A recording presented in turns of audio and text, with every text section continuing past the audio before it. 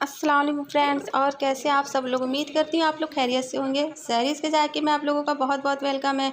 तो आज देखिए सैरीज़ के जायके में क्या है। आज सैरीज़ के जायके में लेकर आएंगे सैरीज़ ये गुलाब जामुन की रेसिपी आप लोगों के सामने। तो ये गुलाब जामुन है जो नो फेल्ड है, नो ब्रेक है, नो क्रैक है। तो चलिए हम इसे बनाना शुरू करते हैं। आपको मैं काट के दिखा रही हूँ। देखिए कितने बढ़िया से ये गुलाब जामुन हमारे बन के तैयार हुए हैं। तो चलिए हम फटाफट बनाते हैं इसे। अगर अभी तक कि आपने हमारे चैनल को सब्सक्राइब नहीं किया है दोस्तों, तो सब्सक्राइब करना ना भूलें। बेल आइकन ज़रूर प्रेस करें जिससे मेरी वीडियो की नोटिफिकेशन आपको पहले मिलेगी। लाइक और शेयर करें। बिस्मिल्लाहिर्रहमानिर्रहीम। तो यहाँ पर हम चाशनी पहले तैयार कर लेते हैं इसकी। तो हमने यहाँ पर देखिए ये 2 कप हमने चीनी ली है, और अब हम आधा कप चीनी और लेंगे। तो हमने 2.5 कप चीनी ले ली है। अब हम इसमें पानी डाल देंगे। तो 1 कप अभी हमने इसमें पानी शामिल किया है। तो ये दूसरा कप पानी गया, ये तीसरा कप पानी गया है, ये चौथा कप पानी गया है। तो हमने यहाँ पर 4 कप पानी ले लिया हुआ है। वज़न में बात करें पानी तो 350 ml पानी करीब हमने लिया हुआ है। और चीनी की बात करें आप तो चीनी हमने 400 ग्राम तक चीनी ले ली हुई है। तो यहाँ पर चाशनी को देखिए हम पकने के लिए रख देते हैं। चीनी जो है डिज़ोल्व हो चुकी है। अब यहाँ पर हमने देखिए इलायची पाउडर डाल दिया है। इलायची पाउडर नहीं है आपके पास तो सब्ज़ी इलायची ले लें, उसको कूट के 2-3 इलायची डाल दें आप, सब्ज़ी इलायची कूट के। अब यहाँ पर देखिए हमने केसर थोड़ा सा डाल दिया, जाफ़रान। तो अगर आपके पास नहीं है तो कोई बात नहीं, कोई मसला नहीं है। ऐसा नहीं है कि आप नहीं डालेंगे इसे तो नहीं बनेगी चाशनी आपकी। मेरे पास था तो मैंने डाल दिया है। अब यहाँ पर हम 1 चम्मच जो है गुलाब जल डाल देंगे। अब ये चाशनी उबल रही है तो ये 2-3 मिनट उबलेगी। चाशनी को देखिए हम इस 2-3 मिनट उबालेंगे। इसकी हमें कोई 1 तार या 2 तार की चाशनी नहीं तैयार करनी है, और बस थोड़ा सा जो है इसे पकाना है हमें। और अब हम इसको बंद कर देंगे। तो देखिए हमने फ्लेम बंद कर दी है। चाशनी हमारी तैयार हो चुकी है। अब हम इसे एक साइड में रख देंगे। तो अब हम चलिए रसगुल्ले का तैयारी करते हैं। तो यहाँ पर हमने मावा ले लिया है। एक बड़ी सी परात ले लें आप इस तरह से, जिसमें आटा वगैरह घर में आप जो है गूँथते हैं। तो ये मावा ले लिया हमने यहाँ पर। तो आप ध्यान रखें मावा आपका फ्रेश होना चाहिए, यानी ताज़ा। तो अब इसको हम देखिए मावे को जो है अपनी जो है हथेलियों से इस तरह से देखिए मसलेंगे। तो आप देख रहे हैं ना कैसे हम मसल रहे हैं।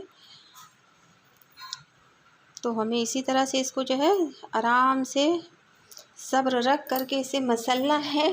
तो ध्यान रहे कि सब्र रख के मसलना है। इसमें थोड़ा वक्त लगता है, 12 से 15 मिनट आपको लग जाएंगे। गर्मी में आप परेशान ना हो, आप इसको जो है इस तरह से मसलें। आपका मावा एकदम चिकना होना चाहिए।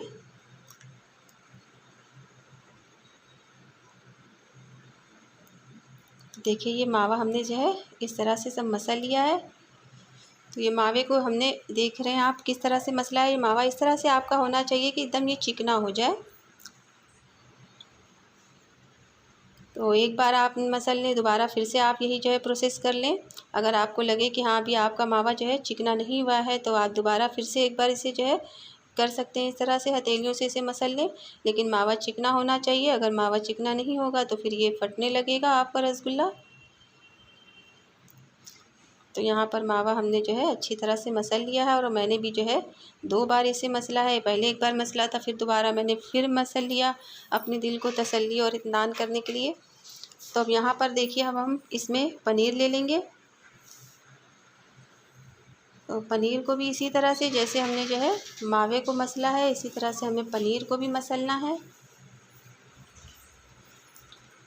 इसी तरह से हथेलियों से हमें पनीर भी मसलना है।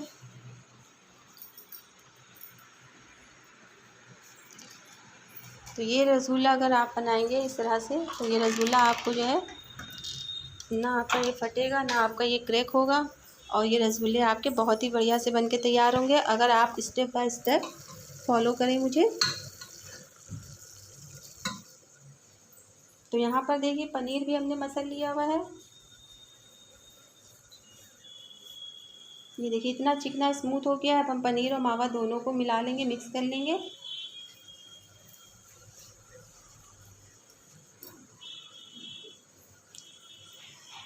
तो अब इसमें हम जो है मैदा शामिल करेंगे। तो देखिए तो जो मैदा जिसके बिना रसगुल्ला बन नहीं सकता है, तो अब हम इसमें मैदा शामिल करेंगे।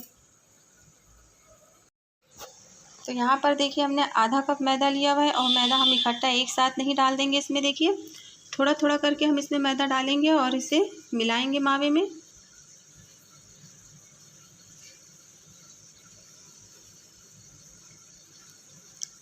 तो ये मैदा हम इसलिए डालते हैं, मैदा हमारा बाइंडिंग में काम आता है। तो अब इसमें हमने देखिए सोडा डाल दिया है। तो ये बेकिंग पाउडर है और इसके ऊपर हमने 1 चम्मच गुलाब जल ले लिया हुआ है। बेकिंग पाउडर हमने डाला और 1 चम्मच गुलाब जल। अब इसको भी हम अच्छी तरह से मिक्स कर लेंगे।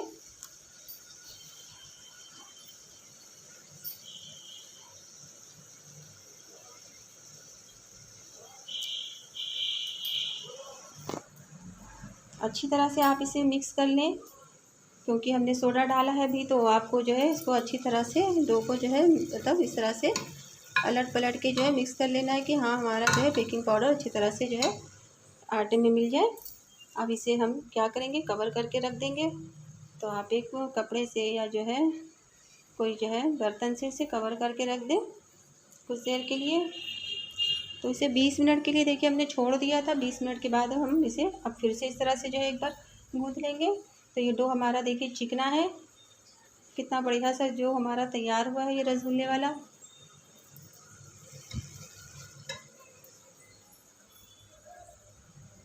तो अब आपको जितने साइज़ के रसगुल्ले बनाने हैं उतने जो है इसके पेड़े जो है इस तरह से आप बना लें, कट करके रख लें।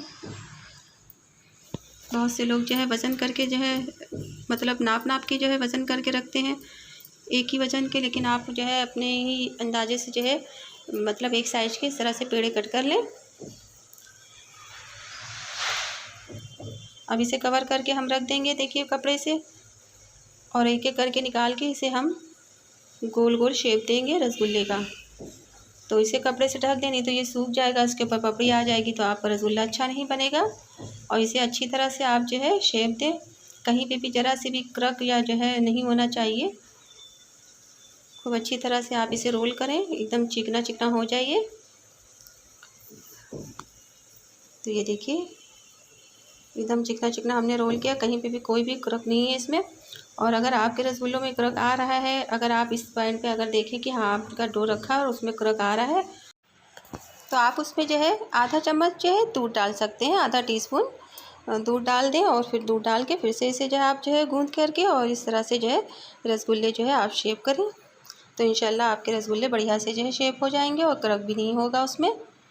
तो यहाँ पर हमने तेल देखिए रख दिया था और अब हम तेल में थोड़ा सा एक बाइट जो है डाला है हमने, देखने के लिए, तेल को चेक करने के लिए कि तेल का टेम्परेचर भी हमें देखना है। तेल का टेम्परेचर ना हाई होना चाहिए ना ही बहुत ही लो होना चाहिए, मीडियम होना चाहिए। तो देखिए ये जो बबल्स उठ रहे हैं, धीरे धीरे बबल्स के साथ साथ ये जो हमने डाला था एक छोटा सा बाइट कि ऊपर को उठ रहा है, तो देखिए ये ऊपर को आ चुका है। तो तेल हमारा टेम्परेचर बिल्कुल सही है।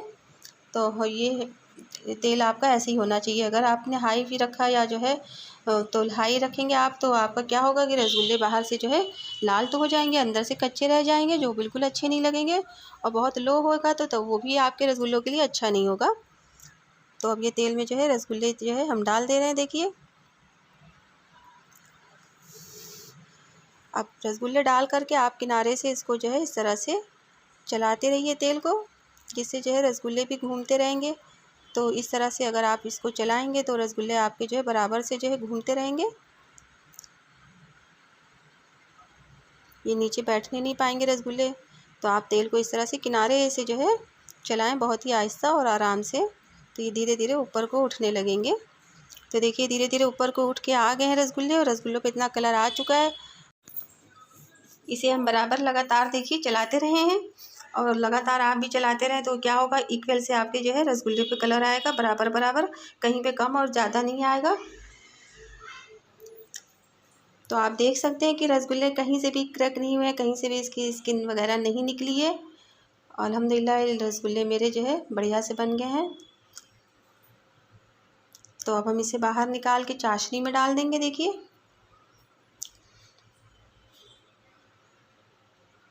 तो यहाँ चाशनी में हमने रसगुल्ले डाल दिया है, बाकी के भी जो है हम फ्राई कर लेंगे इसी तरह से।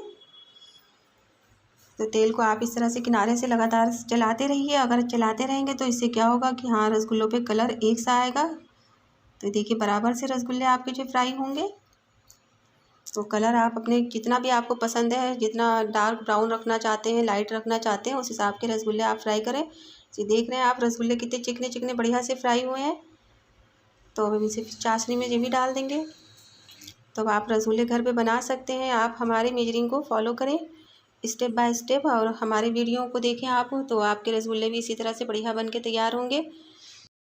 तो जितनी मेजरिंग हमने आपको बताई है, इसमें जो है कम से कम 17 से 18 रसगुल्ले बन के तैयार होते हैं। अगर आपको जो है ज़्यादा बनाना है तो आप जो है मेजरिंग को डबल कर सकते हैं। रसगुल्ले मेरे कहीं से टूटे फूटे नहीं हैं और रसगुल्ले बढ़िया से बन के तैयार हुए मेरे। तो फिर आप भी फटाफट से ये रसगुल्ले बनाइए और मेरी मेजरिंग को फॉलो कीजिए। इंशाल्लाह आपके भी रसगुल्ले बढ़िया से बन के तैयार होंगे। अभी तक कि अगर आपने हमारे चैनल को सब्सक्राइब नहीं किया फ्रेंड्स, तो मेरे चैनल को सब्सक्राइब करना ना भूलें। मेरे वीडियो को लाइक ज़रूर कीजिएगा, लाइक करना ना भूलें। चलती हूँ, अच्छा बहुत सारी दुआओं के साथ। अल्लाह हाफिज़।